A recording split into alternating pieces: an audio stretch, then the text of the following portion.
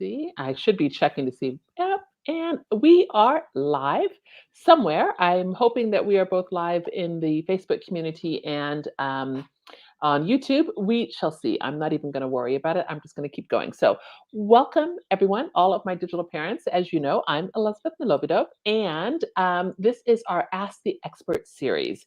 And I do this series in the digital parenting community on Facebook, where we are over 4,000 parents and caregivers and child online protection experts and psychologists and gaming addiction experts, and just really always doing the same thing, which is trying to keep our children, I won't even say safe online. I will say keeping our children to able to use internet technology, social media, games responsibly. So today, and don't worry, this is going to be very short, 15 minutes, 20 minutes tops. Today, I have with me Elaine, and Elaine is in our Facebook community. So we're just like always super awesome to have her with us. And so I am going to just ask a few questions of Elaine, because I really want to share the news about her book that she wrote. And I think her story is absolutely fabulous. And I think that her passion mirrors mine in this whole space, except that Elaine is focused always on online video gaming addiction. So with that introduction, I'm going to say, Elaine, please tell our parents who you are, about you, and then I'll come back with another question. So I'm Elaine Uskoski, and I've authored 2 books, and I speak publicly about both screen and video gaming addiction. And I am now coaching parents and the addicted child, so now family coaching, and I'm working on some projects on the side as well to create awareness. And I'm part of the Intenta clinical training team as well now, to try to get more therapists trained, because there's just not enough information, there's not enough training, and it's needed. Yeah, and so that is like the big question, because parents all around the world, they always think that if their child, and I'm wearing my Fortnite t-shirt, that if their child plays a video game, that they're going to be addicted. And they're always, those are the concerns that I get time after time. I think my child is addicted, I'm scared. And so what would you say to these parents about truly online video game addiction? Well, I mean, there are types of video gamers, and then there are types of video gaming addicts.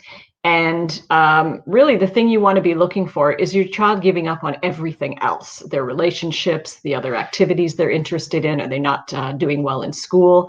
Then you're running into a little bit of a rabbit hole that could become addictive.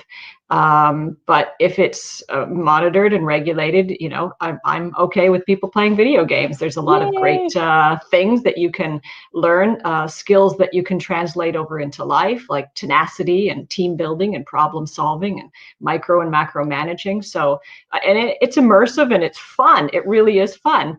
But we look for, in video gaming addiction, we look for 3 different subtypes, and that would be the escaper.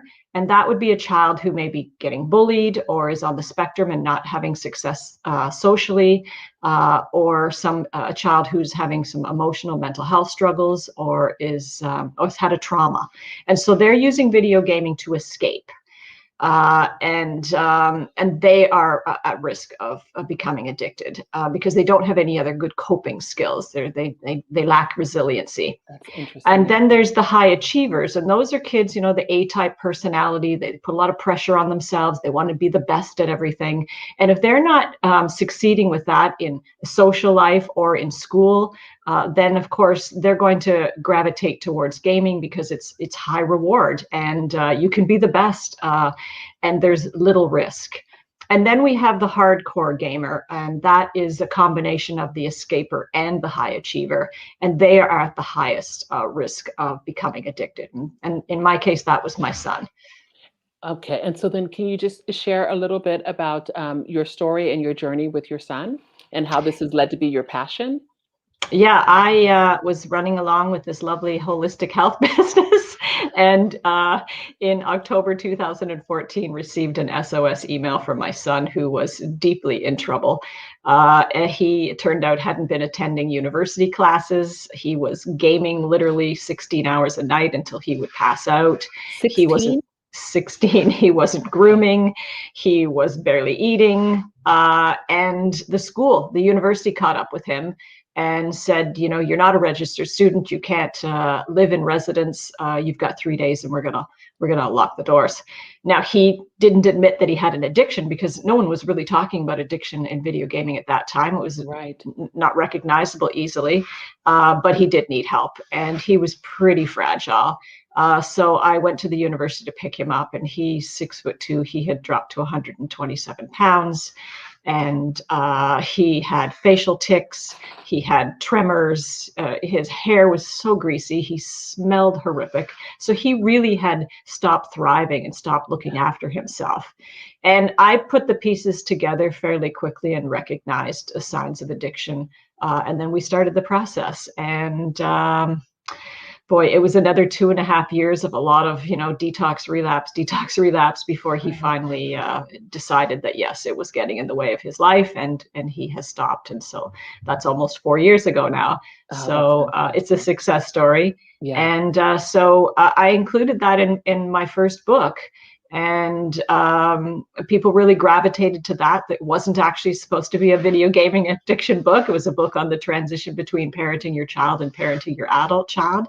Okay. But because there was so little written in terms of lived experience, then that story of the gaming addiction, people really gravitated towards. And so I Yeah. was asked to then start speaking, and then eventually I was asked to start coaching.